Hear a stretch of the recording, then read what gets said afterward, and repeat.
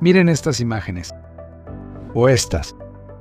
El ataque de la hormiga y la tercera ley de Newton. La fuerza de acción es igual y opuesta a la fuerza de reacción. O esto, por ejemplo, también es la ley de conservación del impulso. Un poco más y sería un problema de balística. Todos los días observamos miles de veces cómo actúan las leyes de la física. Esas mismas, conocidas desde la escuela como la primera, segunda y tercera ley de Newton. ¿Y cuántas cosas no llevan su nombre? Todos han visto este tipo de péndulo de Newton. A veces también lo llaman la cuna de Newton. También existe este tipo de líquido no newtoniano hecho de almidón común, que al golpearlo es sólido, pero cuando lo tratas suavemente es completamente líquido. Y así es como se comportan las cuentas de Newton. La expresión «esto no es el binomio de Newton» se usa cuando quien habla quiere enfatizar que la cuestión es sencilla. También hay un caso curioso como este. En la Escuela Superior Fieldston, en Nueva York, los maestros de física dejaron de hablar de las leyes de Newton y las reemplazaron por 3 leyes fundamentales de la física, para descentrar la blanquitud. Después de todo, la física no trata solo de Newton. Solo falta esperar una película de Hollywood con Morgan Freeman interpretando a Isaac Newton, y la justicia prevalecerá. Pero a pesar de ese gesto políticamente correcto tan episódico, por defecto, y tanto en el mundo académico-científico como en la física escolar común para el ciudadano promedio, solo se reconocen 2 gigantes que le abrieron los ojos a la humanidad sobre la física con mayúscula: Newton y Einstein. Y si ya hemos hablado varias veces sobre el último, de alguna manera hemos dejado de lado a Newton. Ha llegado el momento de corregir este descuido. Veamos qué tan grandioso fue Isaac Newton, y al final de cuentas, qué es lo que no está bien con él. La obra principal de Newton se considera el libro Principios Matemáticos de la Filosofía Natural, pero también es conocida una obra anterior, Óptica. Newton se dedicó a la física y la óptica desde que construyó un telescopio reflector en su juventud, por lo cual, de hecho, Robert Hooke lo aceptó en la Royal Society. Pero Newton no se atrevió a publicar los resultados relacionados con la luz hasta 1704, y no precisamente por modestia. Él esperó hasta que Hooke muriera, porque la mayor parte de los experimentos ópticos y las conclusiones derivadas de ellos fueron sugeridas o directamente realizadas por su mentor. He demostrado que el señor Isaac utilizó mis hipótesis en los impulsos y las ondas. Esa frase tan concisa y elocuente quedó registrada en los diarios de Hooke. Ahora veamos en qué se diferencian estos 2 trabajos fundamentales, la óptica y los principios. En el libro de Vavilov, Isaac Newton, leemos lo siguiente. En la óptica, Newton resumió sus extensas investigaciones en el campo de los fenómenos de la luz. Sin embargo, mucho, y a veces cosas importantes, no se incluyeron en este libro. Newton procuró escribir la óptica de la manera más sencilla posible y convertirla en una obra accesible para un amplio público de lectores y compatriotas. Por eso el libro está escrito en inglés y no en latín. Por eso casi no contiene demostraciones ni cálculos matemáticos. Las demostraciones de las proposiciones y los teoremas de la óptica geométrica deben buscarse en los principios. La teoría matemática de la refracción de la luz también está publicada únicamente en los principios. No hay duda de que durante la escritura de los principios, Newton dominaba completamente los métodos del cálculo de fluxiones y el método de los cuadrados, es decir, el cálculo diferencial e integral. Sin embargo, el método de las fluxiones se aplica muy poco en los principios. En lugar de eso, al principio del primer libro se expone un sustituto geométrico. Si Newton hubiera seguido el camino de su propio invento y hubiera escrito el inicio usando el método de las fluxiones, los jóvenes estudiantes formados en el análisis moderno seguirían leyendo el libro hasta hoy. En realidad, solo leen 1 o 2 capítulos de los principios, y eso solo en Inglaterra. Entonces, ¿qué conclusión podemos sacar de todas estas citas? A pesar de que los principios, en teoría, son una obra más importante que la óptica, están escritos en latín y no en inglés, que habría sido más lógico para un público más amplio. Al mismo tiempo, el libro no contiene demostraciones matemáticas ni siquiera al nivel de esa época. Como escribe Vavilov, es un sustituto geométrico. Y ahora, otra cita muy importante. En 1685, Newton contrató como secretario a Humphrey Newton, un paisano suyo de su mismo apellido. En ese tiempo, él estaba escribiendo sus Principia, cuenta Humphrey. Por su orden, yo copiaba esa magnífica obra antes de enviarla a imprimir. Así que el manuscrito original fue escrito con otra letra, no por Isaac Newton, sino por otro Newton, Henry Newton. ¿Por qué el pariente cuidadoso copió el manuscrito antes de enviarlo a imprimir? La obra monumental surgió como si fuera de la nada. No se encontró ni un solo borrador, ni siquiera un esquema de este enorme manuscrito. Mientras tanto, en los archivos de Newton se guardan decenas de miles de borradores de trabajos alquímicos y teológicos que él comenzó a escribir muchas veces, pero luego abandonó. Por supuesto, todos estos hechos no son suficientes para considerar los Principia como una falsificación intencionada o una falsificación, pero las rarezas de este libro no terminan ahí. Según el mismo Vavilov, el objetivo directo de los Principia es demostrar la ley de la gravitación universal, pero el problema es que la demostración precisamente no está ahí. En el índice de los principios matemáticos de la filosofía natural, no hay un capítulo llamado Demostración de la gravitación o Ley de la gravitación. Todo lo que hay es un capítulo así. Proposición 4, Teorema 4. Cuando los cuerpos se mueven describiendo diferentes círculos de manera uniforme, las fuerzas centrípetas están dirigidas hacia los centros de esos círculos y son proporcionales al cuadrado de los arcos descritos en el mismo tiempo, dividido entre los radios de los círculos. Incluso hay una imagen, aunque solo en la primera edición de los Principios. De las ediciones posteriores, de manera extraña, desapareció. Después de eso, se hace un intento heroico de convertir la fuerza centrípeta en fuerza de atracción. Así es como se ve. Por esta razón, ahora paso a exponer la teoría del movimiento de los cuerpos que se atraen mutuamente, considerando la fuerza centrípeta como atracción. ¿Por qué es solo un intento? Porque, en esencia, se trata de que alrededor de un centro común giran dos cuerpos con masas m1 y m2 en diferentes órbitas. Con respecto al centro, experimentan fuerzas centrípetas respectivamente, F1 y F2. Estos dos cuerpos no pueden atraerse mutuamente con fuerzas centrípetas, porque las fuerzas están dirigidas hacia el centro. Eso es toda la prueba, o más bien la falta de ella. Y esto no es ningún secreto ni una interpretación forzada. En 1960 se publicó en Estados Unidos un libro con un título sencillo, Física.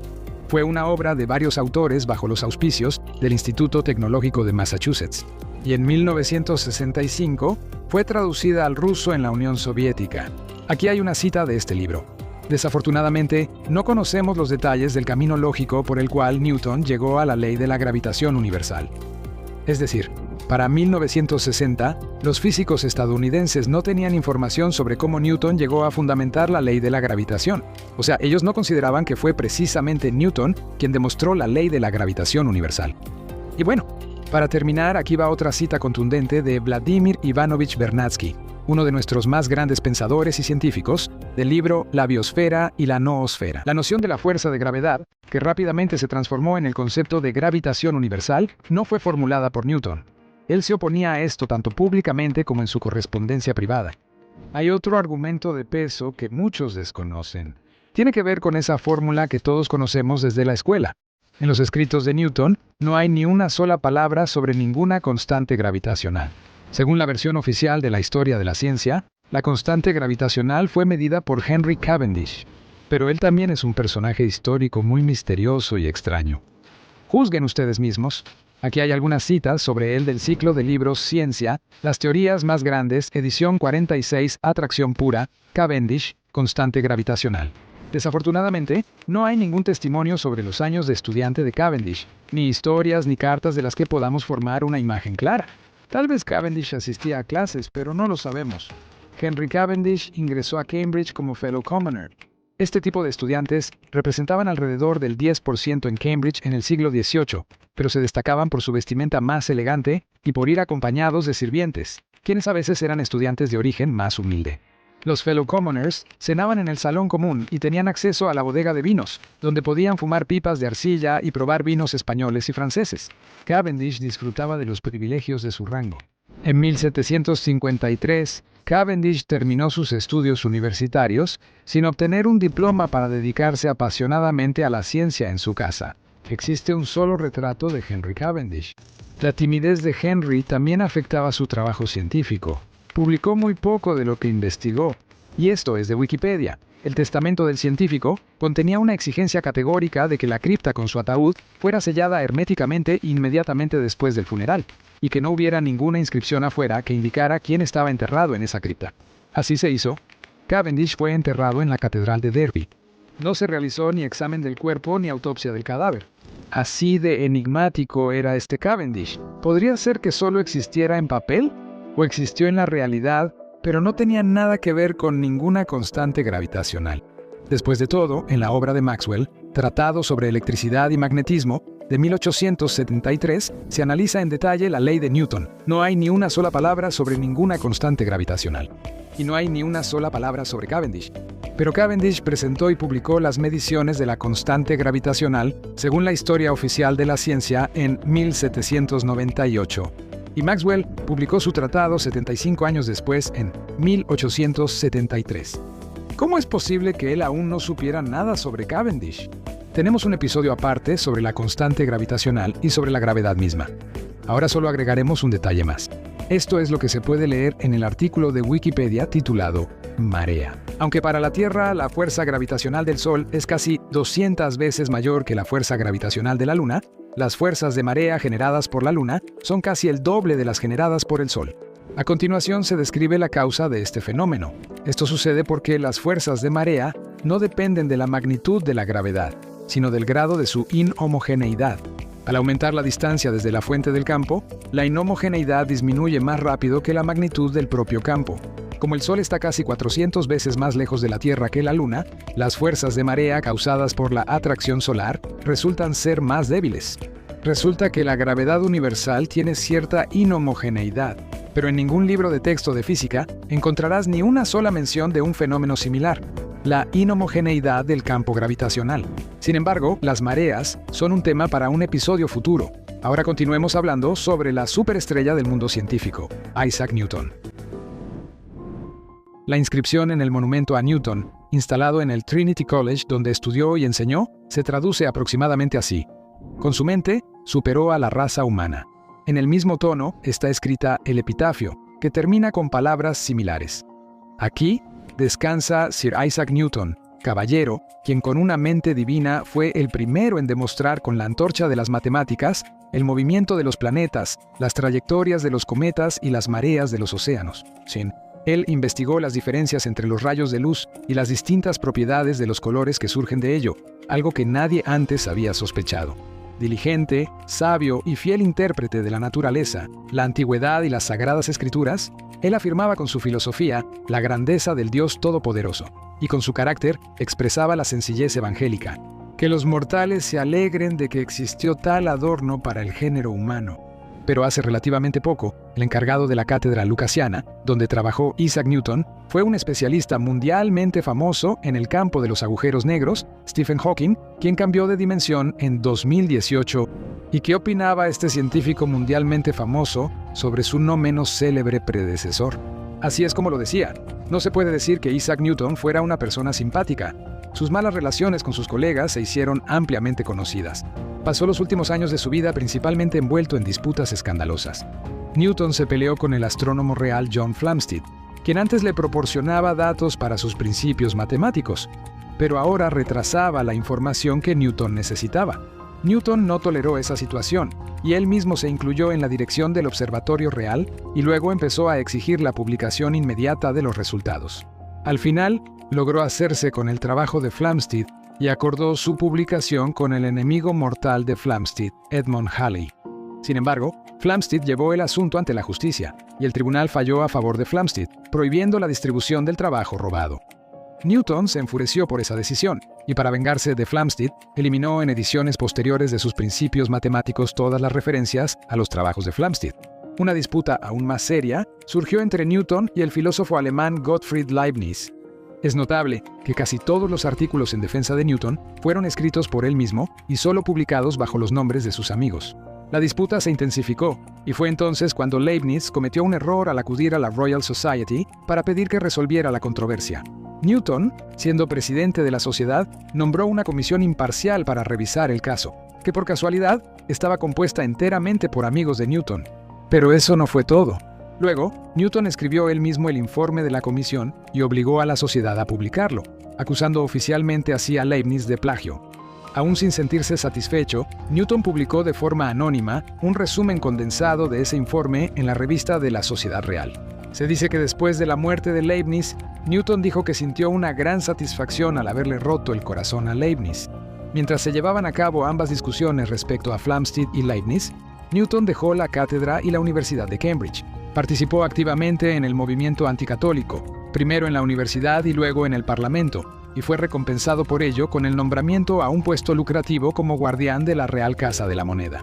Aquí encontró una aplicación socialmente más justificada para su malicia y acritud, llevando a cabo con éxito una campaña a gran escala contra los falsificadores e incluso enviando a la horca a varias personas. Esta larga cita demuestra que el mundo angloparlante está bastante informado sobre esta persona poco simpática, como lo expresó delicadamente Hawking. Pero en nuestro país todavía prevalece la opinión de que Newton era casi un dios en el ámbito de las ciencias físicas, aunque en realidad no las dominaba tan bien si comparamos su visión del mundo con la de otros investigadores que trabajaron junto a él. Lo que más temía Newton era la crítica a sus escritos. Por temor a que le encontraran errores, ni siquiera envió un ejemplar de sus Principia a Johann Bernoulli, el matemático y físico más reconocido de esa época. Los nombres de sus colegas más distinguidos: Leibniz, quien desarrolló el cálculo diferencial e integral; Hooke, que reflexionaba sobre la ley de la gravitación universal; Flamsteed, el primero en predecir el carácter elíptico de las órbitas de los cometas. Newton los ignoraba de manera demostrativa y en general fue muy injusto con ellos. A este retrato esquemático se le pueden añadir algunos trazos más, que se llaman sed de fama y dinero, ausencia de toda nobleza y mezquindad de carácter.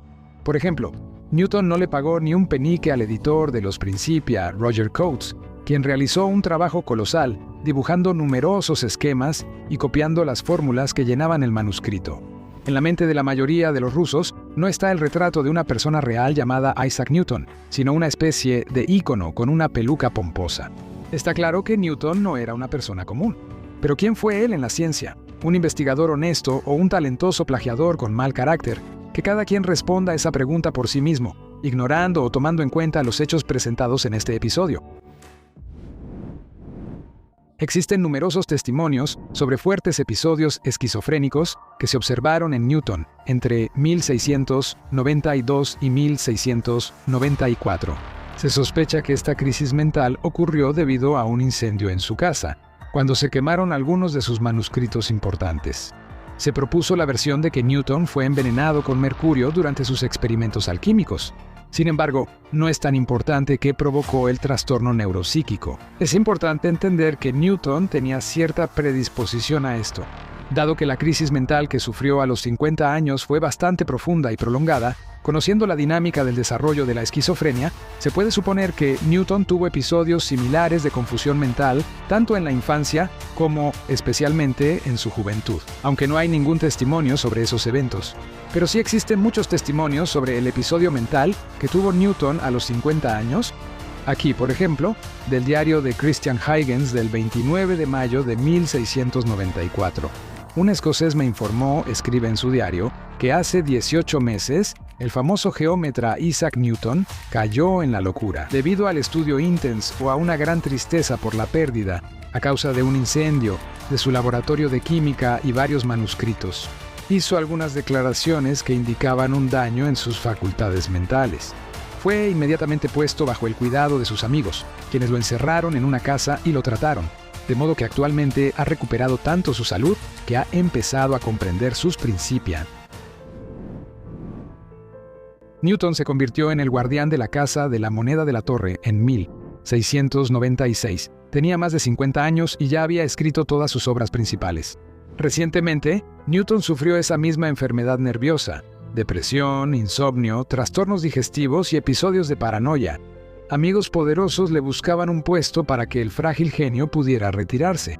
Uno de esos amigos era Charles Montagu, presidente de la Sociedad Real de Ciencias, compañero de estudios de Newton en Cambridge, de hecho el jefe de las finanzas estatales inglesas y fundador del Banco de Inglaterra. Por supuesto, no el primer banco central del mundo, pero sí el primer órgano de autoridad monetaria verdaderamente eficaz. Casi todas las monedas modernas tienen un canto, un diseño en el borde. Hoy en día, esto es más bien un elemento decorativo, pero en el siglo XVII, cuando en Inglaterra el grabado en el canto de las monedas se volvió obligatorio, tenía un gran sentido práctico, porque los falsificadores a menudo recortaban las monedas por los bordes, y con los recortes hacían nuevas monedas.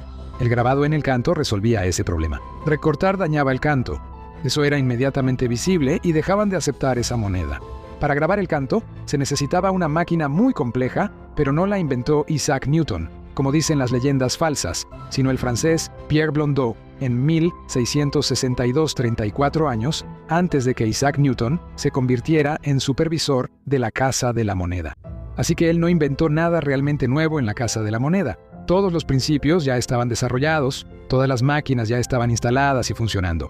El científico se convirtió en administrador y organizador racional. Logró organizar el trabajo de tal manera que las casas de la moneda funcionaran con la máxima velocidad y eficiencia. Ya para el año 1700 casi no quedaban monedas antiguas en circulación.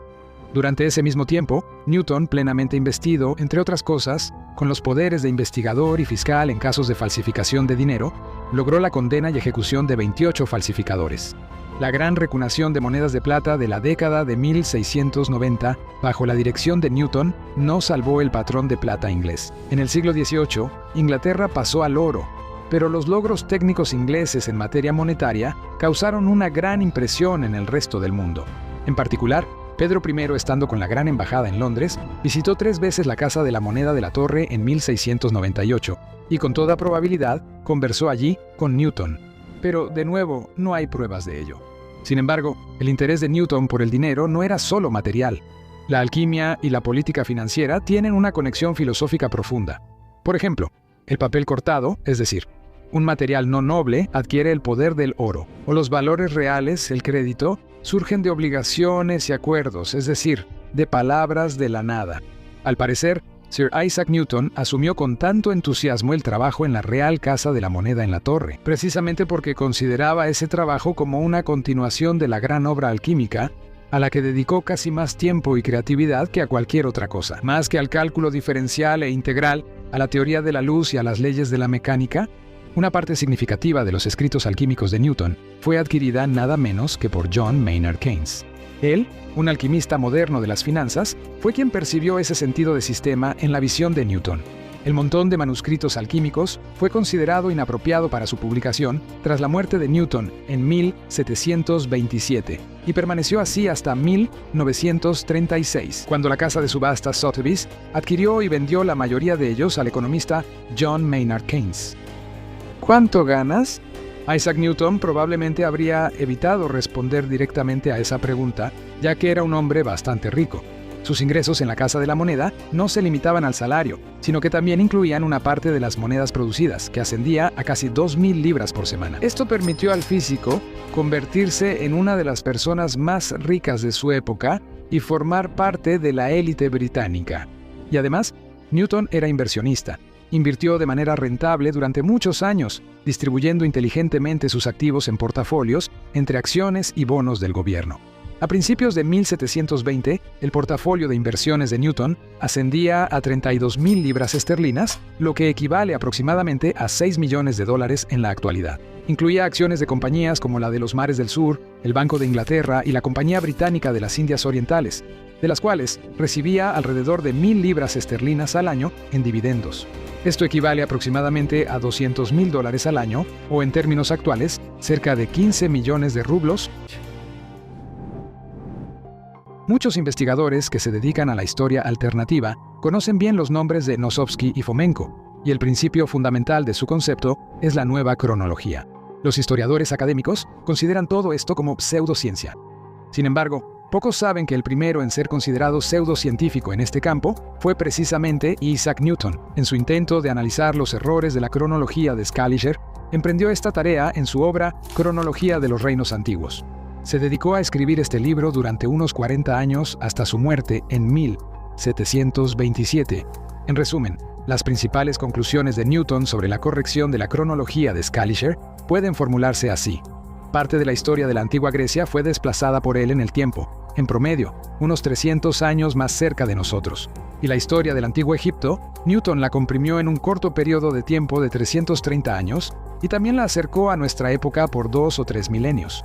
Además, él creía que Dios lo eligió especialmente para interpretar la Biblia y llegó a la conclusión de que el mundo no terminaría antes del año 2060.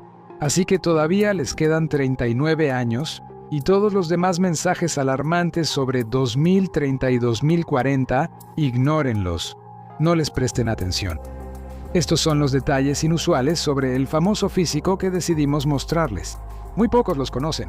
Por lo general, en la lista de hechos interesantes sobre Newton, suelen mencionar que la manzana en realidad no le cayó en la cabeza, que el complicado logotipo con Newton fue el primer logotipo de la mundialmente famosa compañía Apple, que él se dedicó seriamente a la alquimia y buscaba la piedra filosofal, y otras cosas bastante insignificantes y ya muy trilladas. Nosotros buscamos para ustedes algo más interesante. Denle like si el video les dio algo en qué pensar, y nos vemos en los próximos episodios de nuestro canal.